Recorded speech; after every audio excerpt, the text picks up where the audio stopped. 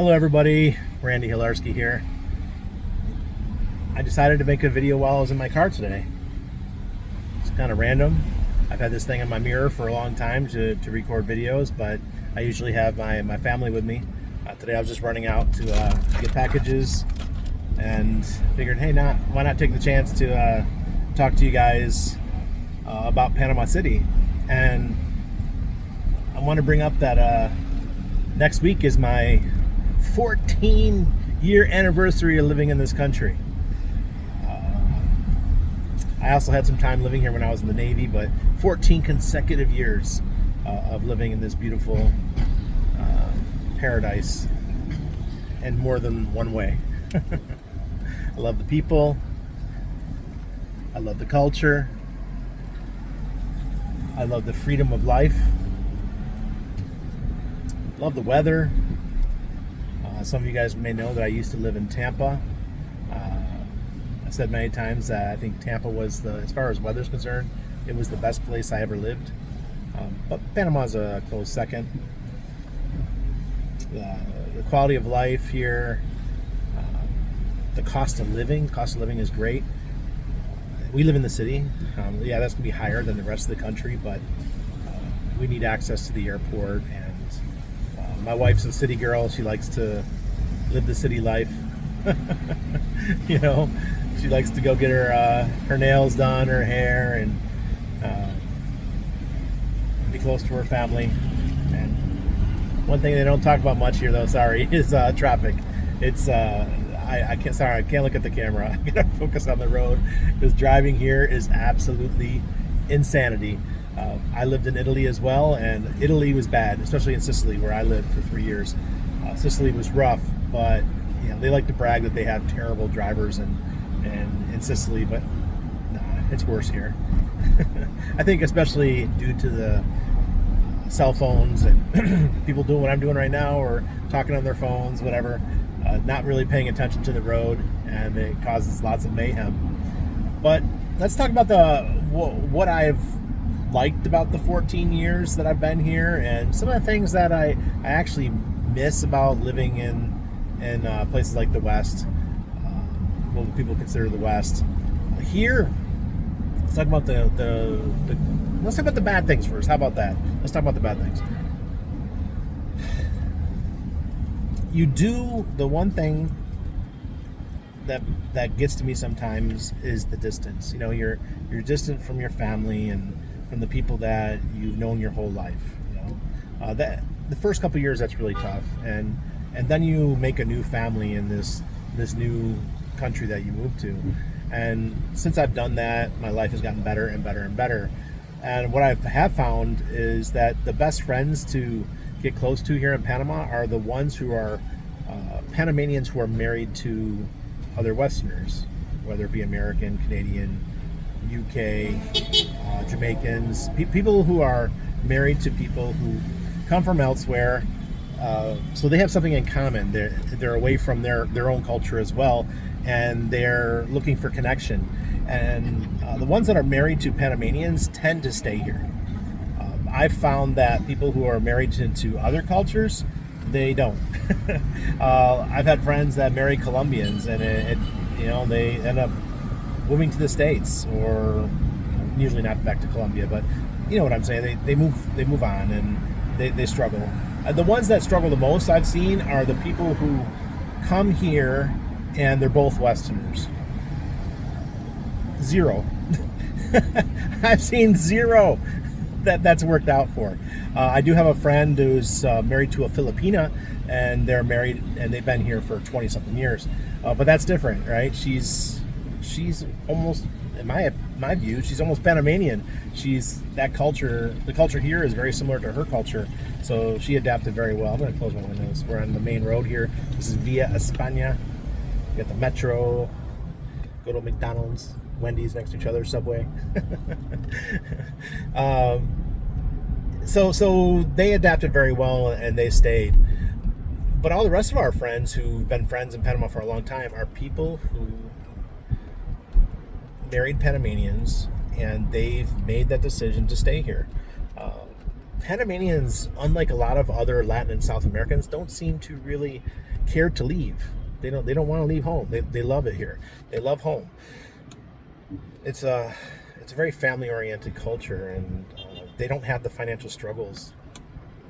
Speaking broadly here, I know Panama has a wide gap, okay, in lifestyle and those kind of things. I'm not dumb, but I do believe that because Panama has a higher standard than its neighbors, people are less likely to want to leave and move to another country. I've seen that pretty regularly. My wife, for example, when we were dating, and I told her, I'm like, look, if you have any aspirations of moving to the U.S., I'm not going to do that. I'm not interested in doing that at all. I made it clear from the beginning, you know. And she's like, yeah, I don't want to leave my family. I want to stay here in Panama. So that ended up being really good. What's another downside? For me, it's Panamanian food. I'm a big boy, all right. I'm not into Panamanian food. I grew up Italian American. Love Italian American food, but the food here is leaves something to be desired. When I do eat Latino style food, I prefer the Colombian food or even the Venezuelan food than Panamanian. The one thing the Panamanians do right, especially the Caribbean side, is the seafood. They season it, amazing. The fried fish and coconut oil and the lobster and all that kind of stuff. It's just phenomenal. I love the Caribbean side. The Pacific side, you guys can keep it. I'd rather have something else. Some of the things that we struggle with is the ease of getting settled in financially in this country.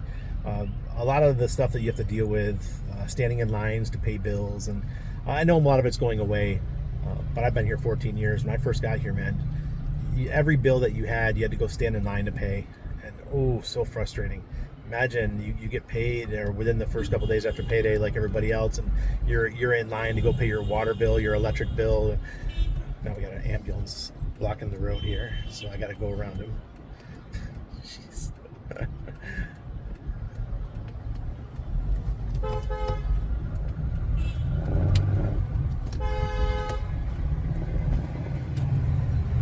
That was me beeping because the taxi wouldn't let me in to go around. All right, life in Panama, especially the driving. Oh boy, oh boy. All right, so now I'm headed down to the water. We use our horns here like they're part of our hand. I don't know if he's beeping at me.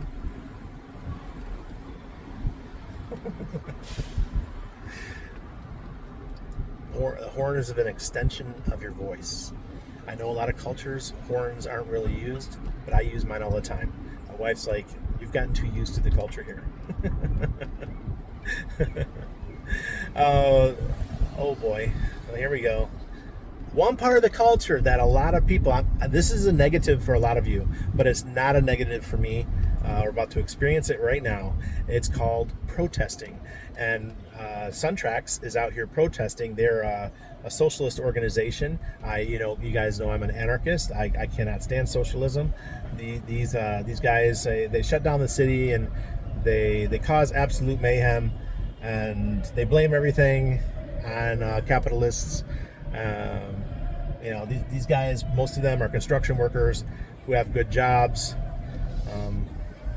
Maybe I don't know, you can't see it, but they're all here screaming, waving their Suntrax flags.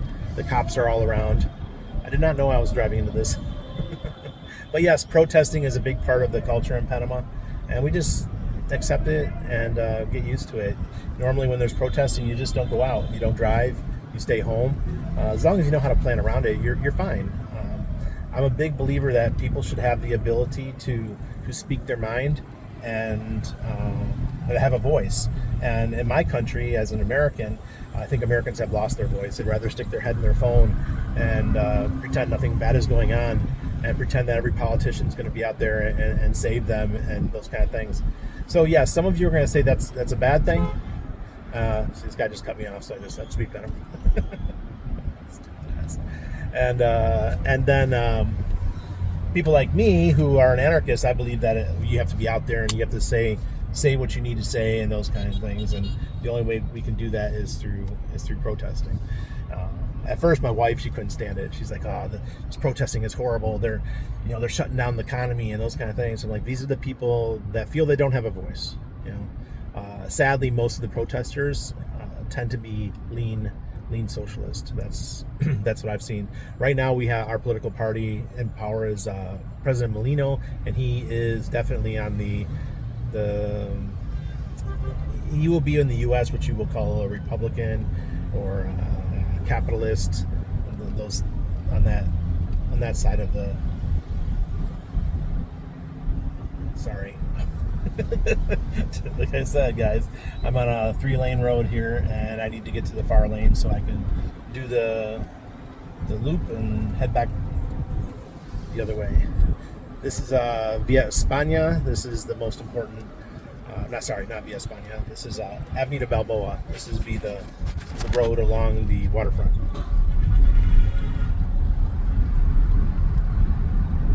And we get going. I like my truck. It has lots of, it's perky, gets up and goes. I like a nice turbo diesel. So, things that I really, really, really like about Panama. I love the healthcare. The healthcare system here is fabulous. If you're paying with cash, if you're paying with your healthcare provider, those kind of things. If you have insurance, this is a wonderful system. Now, if you are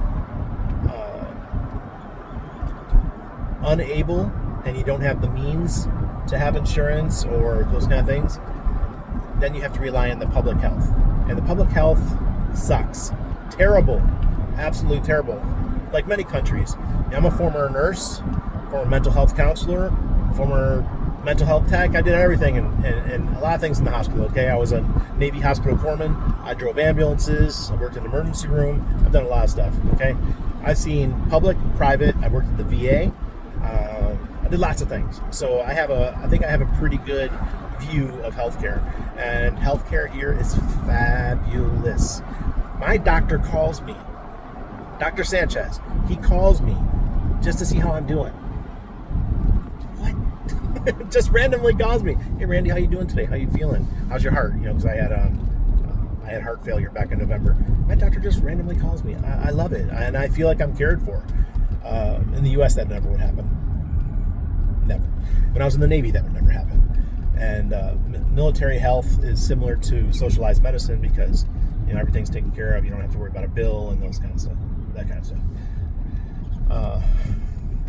And the cost of stuff is not that bad. Cost of getting things done. It's a little bit more for some, but for others, it's very competitive.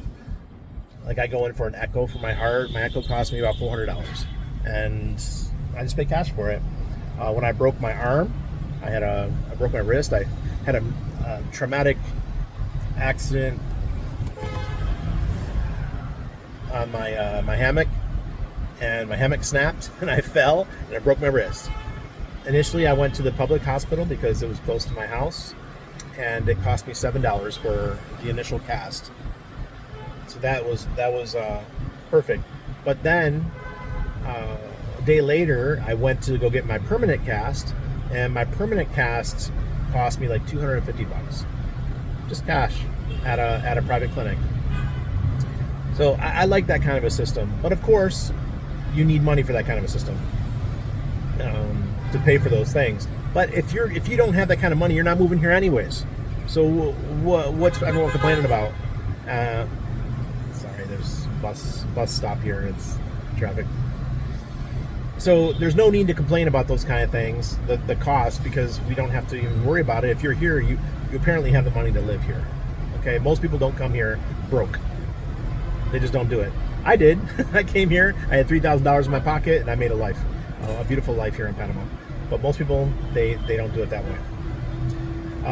One thing that is quite expensive here that I don't like is the medications. So medications will set you back quite a bit. what I would do is, what we have done is we have friends that live here who also have homes in Colombia, and they're constantly going back and forth. We have a bunch of these friends. So anytime we have a medication that we need for myself or for Anna or for her family, what we do is we just give them some money and they pick it up in Colombia, where medications are a third of the cost. Or what you can do is you pick up 6 months worth at a time. You take a $100 flight down to Bogota or to Medellin, pick up your medication and bring it back. Another good thing about healthcare is you're allowed to get treatments here that you can't get in the U.S., like stem cells, for example. I get stem cells, guys. My Dr. Romo up in Puerto Vallarta, he has flown down to Panama twice to give me my stem cells to help me with my heart, because he wants to use me as an example of somebody that stem cells can help. And mesenchymal stem cells are not legal in the U.S. You can't get them. It's freaking nuts. So Mexico is at the tip of the spear when it comes to mesenchymal stem cells. And thanks to Panama being open-minded about that, Dr. Reardon, who is one of the first doctors ever who promoted... I'm going another way. Shit. This guy was flying. Dr. Reardon, he was the pioneer of stem cells, of mesenchymal stem cells. And his office is here. He treats Mel Gibson. He treats the actor that plays Thor. A bunch of other actors. They all come down to Panama regularly and get stem cells. But Dr. Reardon is super expensive. And I understand. I mean, he's a celebrity, and all the celebrities go to him, so he charges celebrity prices. Well, my doctor, he's a student of Dr. Reardon, and he brought he partnered with a clinic here, and he has his 3 clinics in Mexico, Tijuana and Puerto Vallarta and Guadalajara, and they have their own lab in Guadalajara. Now they partner with a lab here, a doctor's office here at the Marriott. So they're working and they're getting this stuff done. You can't do this in the U.S., guys. I don't even know what you can do in Canada. Probably not. In Canada, you probably have to wait 5 years to get it anyways. I love socialized medicine. No, not really. So those are some things I really like about this country. One a thing that is great is the ability to be out of the city and at a beach within an hour. And you could choose, in an hour and a half, you're in a Caribbean beach with palm tree over your head and a agua de pipa or a coconut water in your hand, and those kind of things, all within an hour and a half. If you only want to go hang out at a beach club or something, you can get that in an hour going over to on the Pacific side here, going up the road a ways. You could be in the mountains of El Valle. You're in the middle of a caldera volcano and going to the hot springs. You can see my video. I just did one a couple weeks ago at the hot springs. You could be up in the mountains of Boquete, going to a coffee farm in about 6 hours. You could be at the border of Costa Rica in 6 hours. So many options. And because Panama is a hub for flights, you can fly to anywhere in South America from here. Most of you guys, when you fly to South America, you stop here. This is where your flight changes and you get on a different plane. But we live at the hub, so we can hop on a flight and go anywhere. Yeah, they're not cheap.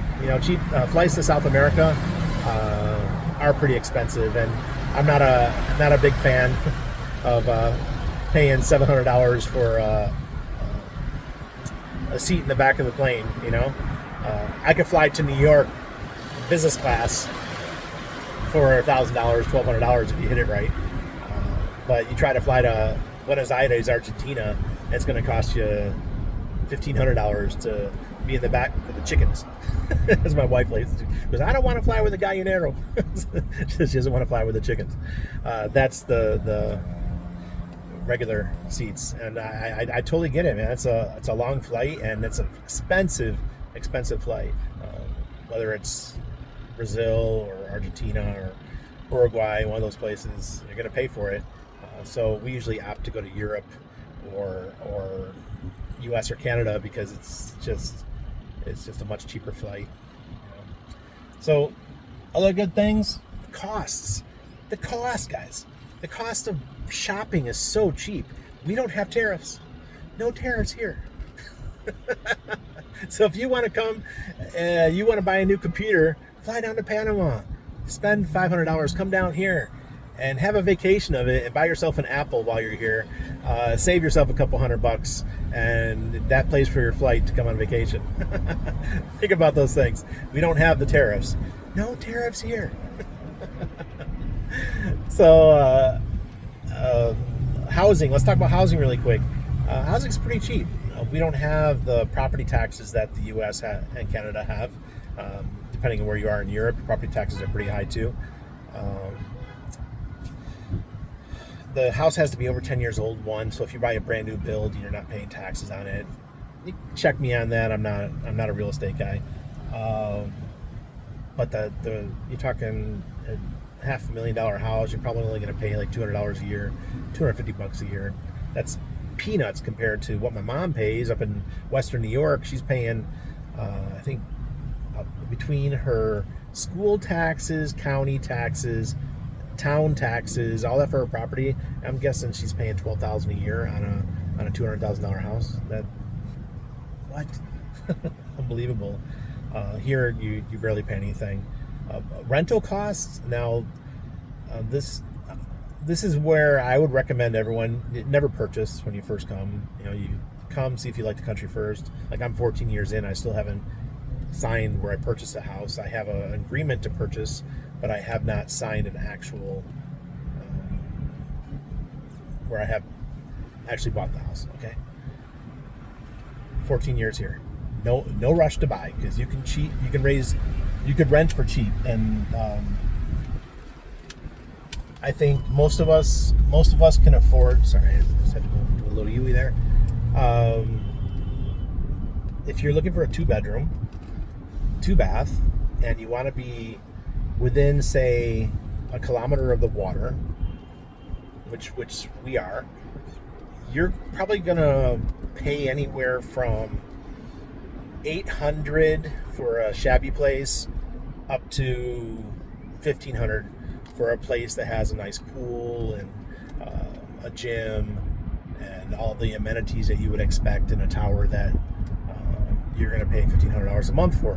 Now that's on the higher levels. Well, when you're talking about say a place like mine, in the neighborhood we're in, our apartment is not new. It was built in 2009, I think, our building. But it's in one of the most desired neighborhoods of the city. Ours for sale was $321. It's 270 square meters, so pretty big for a typical Panama. A typical Panama house is, actually no, I think ours is 221 square meters. It's still pretty big, and we have a huge outdoor patio on a high floor.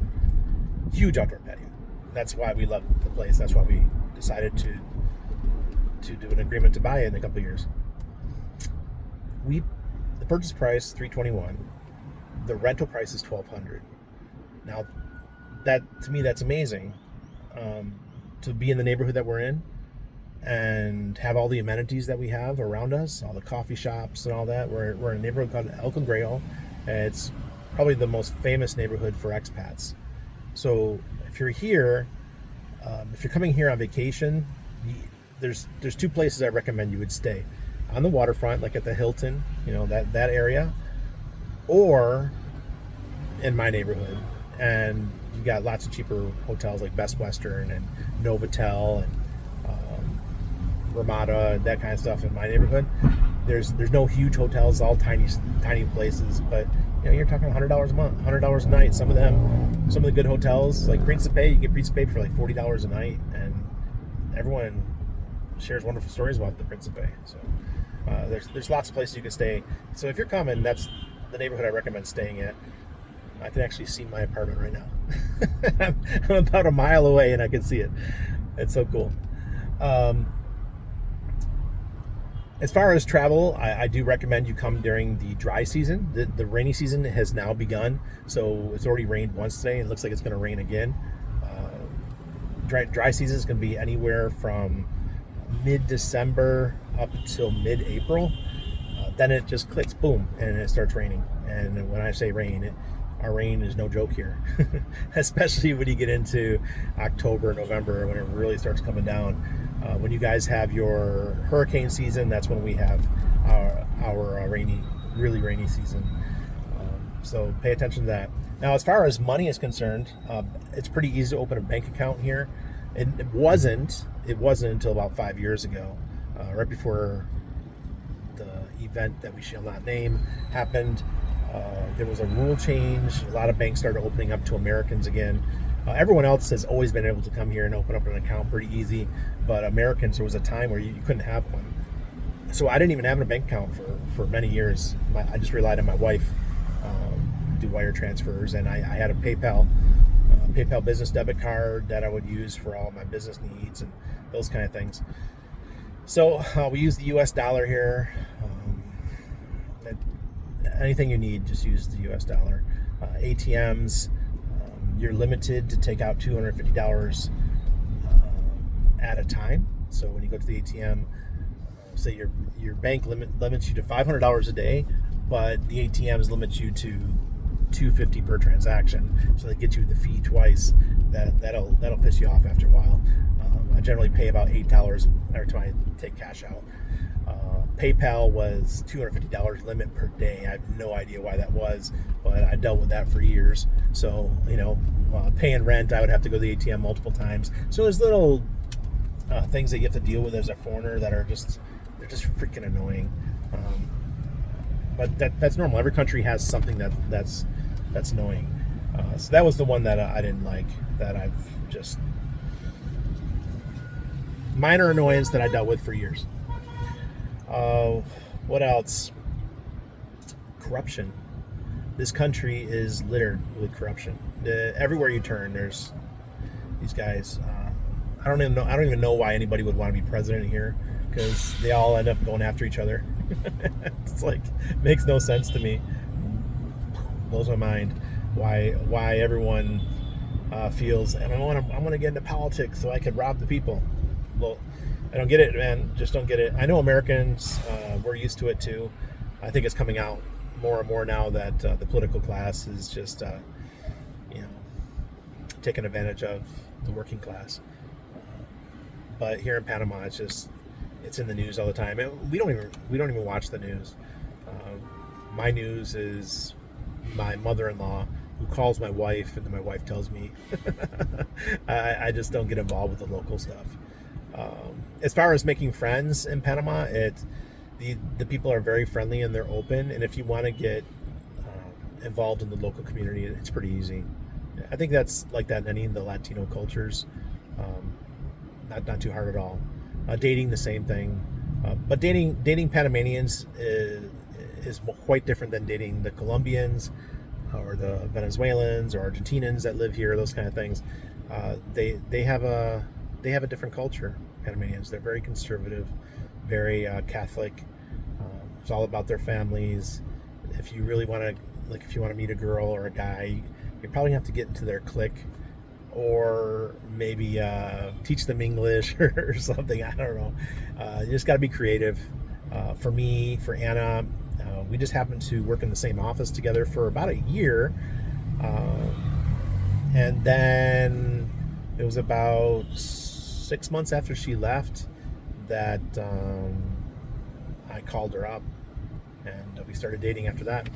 So we knew each other for about a year and a half before we started dating, which is rare today. Normally people, they just meet each other and they start dating. Well, I already knew that there was parts of her character that I really liked, and so it made the decision to ask her very easy.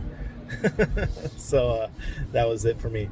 Now, come on down, check it out. Come here on vacation, and we're always open to meeting new folks. Meet us out for coffee and those kind of things. My people ask me, Randy, how do you live? Well, we've got a couple online businesses, and we work in crypto and in getting more and more involved with healthcare stuff, because I think people are desiring the anti-aging, the benefits, health benefits, the treatments that are available to them down here, those kind of things. So if you're interested in that kind of stuff, check out my Patreon, patreon.com/no permissions, and I'll have the link below, and join and get to know me. I'm happy to spread the good word. All right, cheers.